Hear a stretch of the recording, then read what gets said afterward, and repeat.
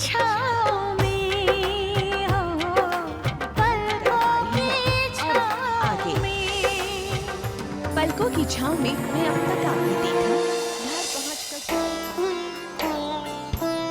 जीती रहो बिटिया, भगवान तुम्हें बुरी नजर से बचाए।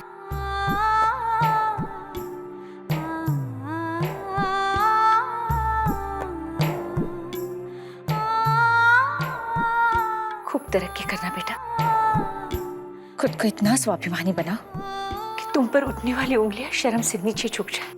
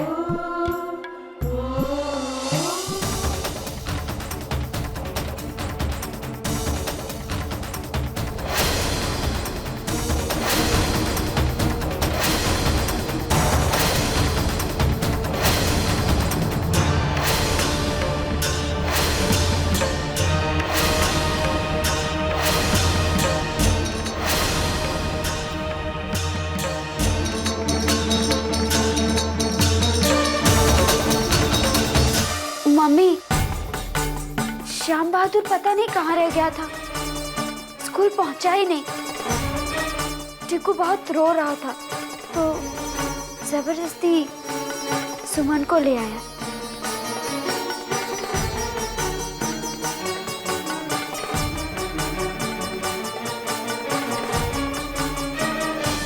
टीकू जबरदस्ती करेगा तो सुमन घर में भी रहने आ जाएगी क्या? टीकू को छोड़ने आई थी तो दरवाजे के बाहर भी छोड़कर जा सकती थी, अंदर आने की क्या जरूरत थी?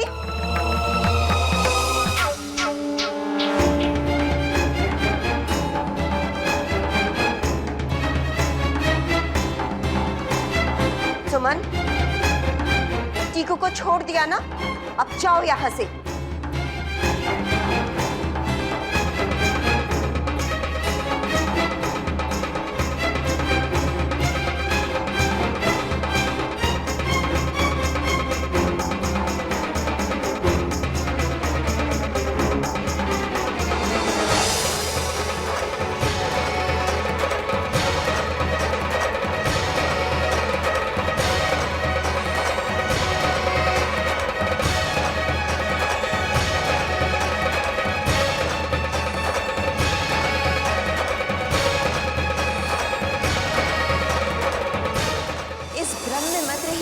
कि सुमन चली गई है।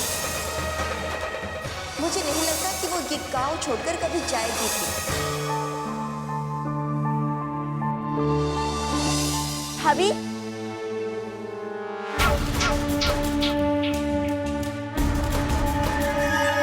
वो देखिए भाभी, आइए।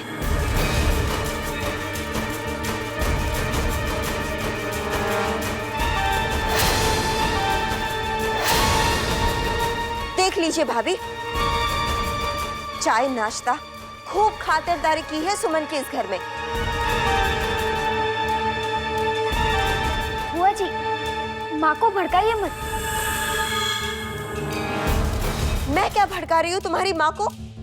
तुम्हारी माँ अब खुद देख रही है कि सच्चाई क्या है। चीकू का बहाना बनाकर इस घर में घुसना शुरू कर दिया है उसने। गलत बात बुआ जी, वो तो बाहर से ही वापस लौट रही थी, मैं उसको अंदर लेकर आई थी। तुम उसे अंदर ले आई? किस खुशी में? अब भी तुम उस लड़की को अपनी सहेली मानती हो?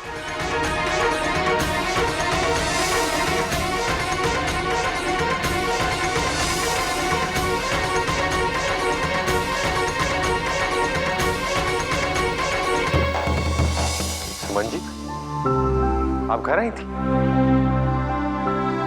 क्या बात है, आपका चेहरा क्यों उतरा है? किसी ने कुछ कहा आपसे? नहीं, किसी ने हमसे कुछ भी नहीं कहा। हम टीकू को घर छोड़ने आए थे, अब घर जा रहे हैं। एक मिनट, आप मुझसे कुछ छुपा रही हैं? बताइए, क्या बात?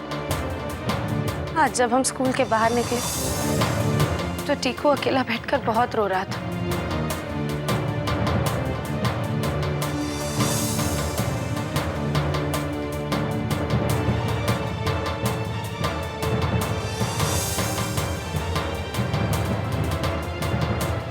और फिर माँ ने हमें देख लिया।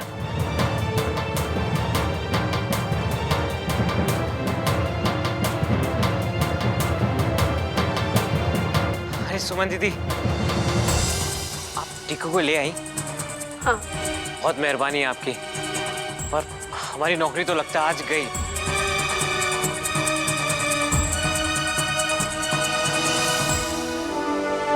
अब हम चलते हैं। चलिए, मैं आपको घर छोड़ देता हूँ।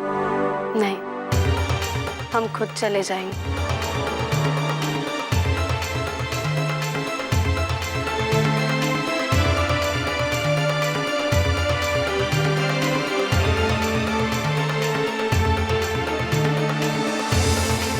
अरे वो अगर इस घर में आने की कोशिश भी करे ना, तब भी धक्के मारकर उसे घर से बाहर निकाल देना चाहिए तुम्हें। तुम अपनी माँ को क्यों इतना परेशान कर रही हो?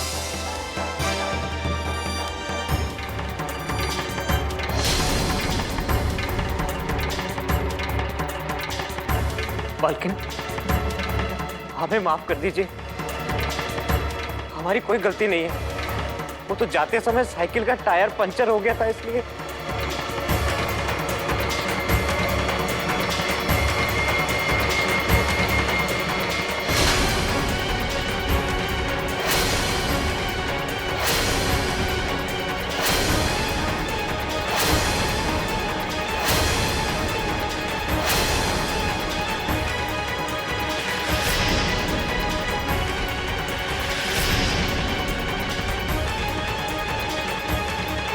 ये आपने क्या किया? गुड्डी, कल से टीकू को स्कूल ले आने और ले जाने की जिम्मेदारी तुम्हारी है। और अगर ये काम तुमसे नहीं हो सकता ना, तो मैं ये काम किया करूंगी। आपको श्याम बहादुर पर हाथ नहीं उठाना चाहिए था, उसकी कोई गलती नहीं। आज इसकी वजह से उसके मनहूस कदम इस घर में पड़े।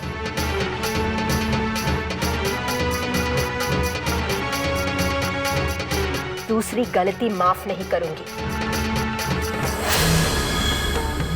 कमाल है, आप अभी तक सुमन जी को समझ ही नहीं पाए।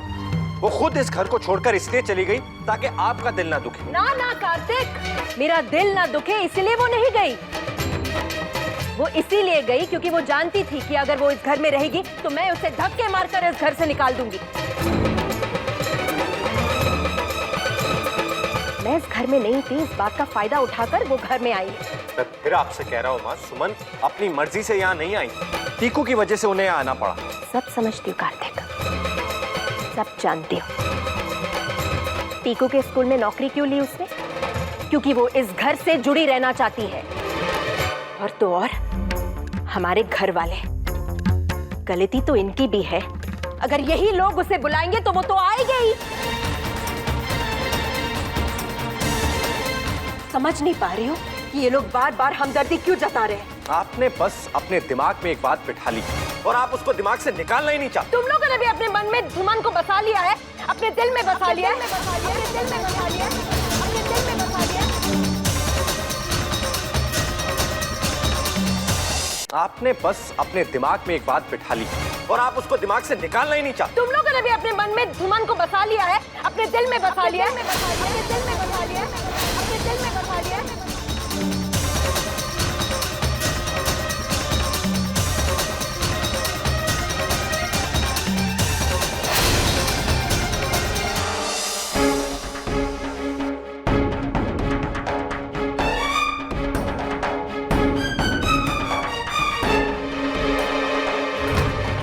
देवेंद्र चाचा जी को पता चल गया तो बहुत नाराज होंगे, शायद हमसे बात करना ही छोड़ दे। पता नहीं कहीं बच्चों ने कुछ बता ना दिया हो।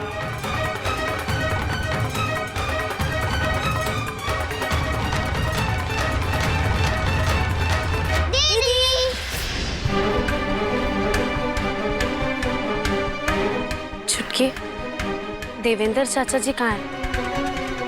हमारे बारे में कुछ पूछ रहे थे क्या? घर में होंगे ना तब पूछेंगे ना। घर में चाचा जी नहीं है। अच्छा। सुमन दीदी, आपको आने में इतनी देर क्यों हो गई? वो बच्चे का घर दूर था। किस बच्चे का घर?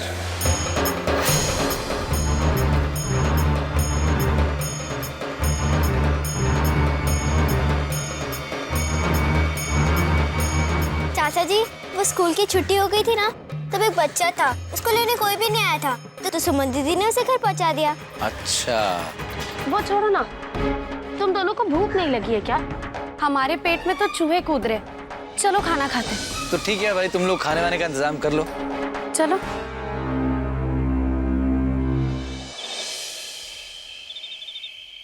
कार्तिक खाना खाने क्यों नहीं आ रहा? हो सकता है भाभी आपकी बात का बुरा लग गया हो उसे। मैंने ऐसा क्या कह दिया? आपने कार्तिक को तो कुछ नहीं कहा, लेकिन कार्तिक के सामने आपने सुमन की जो बुराई की। नंदिनी कार्तिक को खाना खिला देगी। कार्तिक खाना नहीं खाएगा तो मैं भी नहीं खाऊंगी। बहू, मैंने कहा ना, नंदिनी कार्तिक को खाना खिला देगी। माँ प्लीज आप खाना खा लीजिए। माँ, आज तक हमने आपसे कुछ नहीं मांगा है, आज पहली बार आपसे कुछ मांग रहे हैं। खाना खा लीजिए, हमारा दिल मत दुखाइए।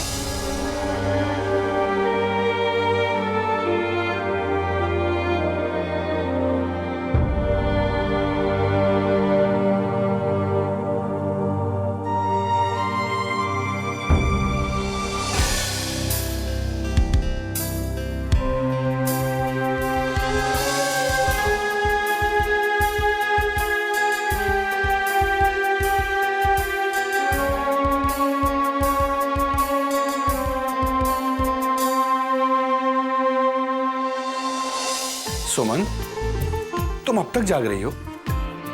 घर के काम करने कुछ कम कर दो सुमन। तुम्हें पाठशाला में भी दिमागी तौर पर काम करना पड़ता है। ने बूते से बाहर जाकर काम करोगी तो तबीयत खराब हो जाएगी तुम्हारी। हम आराम से सारा काम कर लेते हैं। सुमन, मुझे तुम्हें घर की सारी जिम्मेदारियां उठाते देखकर अच्छा नहीं लगता। कुछ भी हो, तुम मेहमान हो इस घर की, ख्याल हमें तुम्हारा रखना चाहिए और उल्टे तुम हमारा ख्याल रखती हो। हम खुद को इस घर का मेहमान नहीं बल्कि इस घर का सदस्य समझते हैं। ये तो अच्छी बात है। चलो जाओ, अब सो जाओ। नहीं, आप हाथ मुंह धो लीजिए, हम खाना लगा देते हैं। हाँ, ठीक है।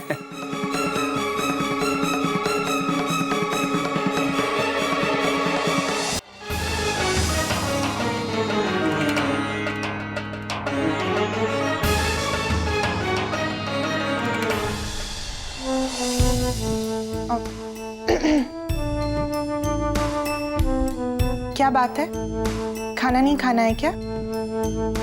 चलिए, नीचे सब आपका इंतजार कर रहे हैं। किसी को मेरा इंतजार करने की जरूरत नहीं है। मुझे जब भूख लगेगी मैं खुद खा लूँ। आप माँ की बात को लेके नाराज है ना? उससे मैं क्या नाराज होऊंगा? उन्हें पता ही नहीं है वो क्या गलत कर रही हैं। बस उन्हें देखकर दुख होता है मुझे,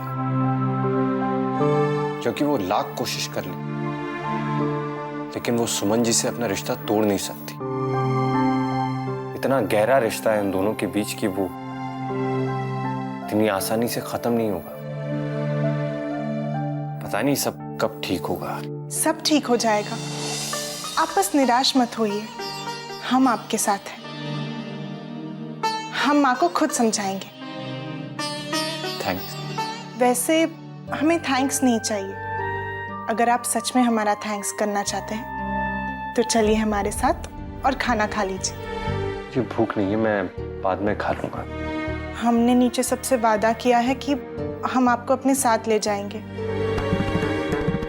वैसे कोई जबरदस्ती नहीं है, अगर आप नहीं चलना चाहे तो ठीक है, एक जगह 2 लोगों का खाना बच जाएगा।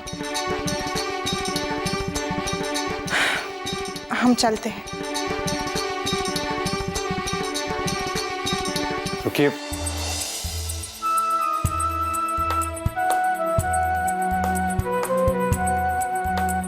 मैं नहीं चाहता कि मेरी वजह से आप भी भूखी रहें।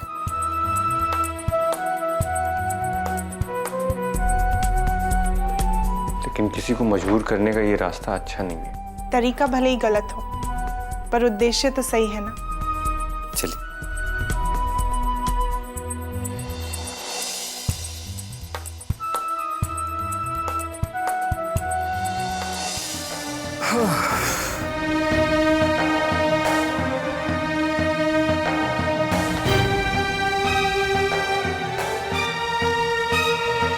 प्रभु आ गया बेटा। माँ तुम अभी तक क्यों जाग रही हो? सो जाओ, सुमन मुझे खाना परोस रही है।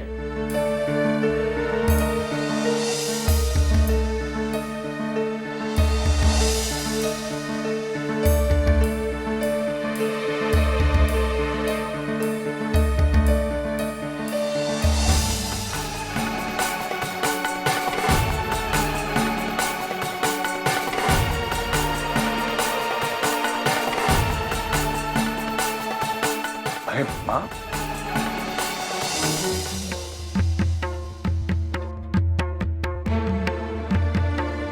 हाँ माँ। प्रभु तेरा कमरे में आने का मन नहीं करता? जब से देवेंद्र और सुमन यहाँ रहने के लिए आए हैं तो बदल गया है। ये कैसी बातें कर रही हो माँ? मुझे लगा कि तुम मुझे खाना खिलाने के लिए जाग रही हो, इसीलिए मैंने कहा कि सो जाओ। अच्छा, इतनी फिक्र है माँ की, इसीलिए आजकल मुझसे बात भी नहीं करता। माँ तूने दवाई खाई या नहीं खाई, माँ तूने खाना खाया कि नहीं, माँ तेरी तबीयत कैसी है, इन बातों का कोई मतलब नहीं रह गया। क्यों नहीं रह गया मतलब? माँ मैं अपनी आंखों से देखता हूँ कि सुमन तुम्हारा पूरा ख्याल रखती है, तुम्हें समय पर दवा देती है, तुम्हें समय पर खाना खिलाती है, तुम्हारी हर छोटी बड़ी जरूरत का ख्याल रखती है। इसलिए मैं थोड़ा सा तुम्हारी ओर से निश्चिंत हुआ हूं बस। और तू निश्चिंत हो गया है, इसीलिए मुझे तेरी चिंता हो गई है। क्यों माँ? क्यों क्या? मैं क्या जानती नहीं, तुझे मुझसे ज्यादा सुमन की चिंता है। अपनों को छोड़कर परायों का ख्याल रखता है, ये लक्षण अच्छे नहीं है। मत भूल कि मैं तेरी माँ हूं और वो सुमन कोई नहीं है तेरी। फिर भी उसके सुख दुख की चिंता तुझे क्यों रहती है? 24 घंटे उसे कैसे सुख मिले इसी की चिंता लगी रहती है। क्यों प्रभु?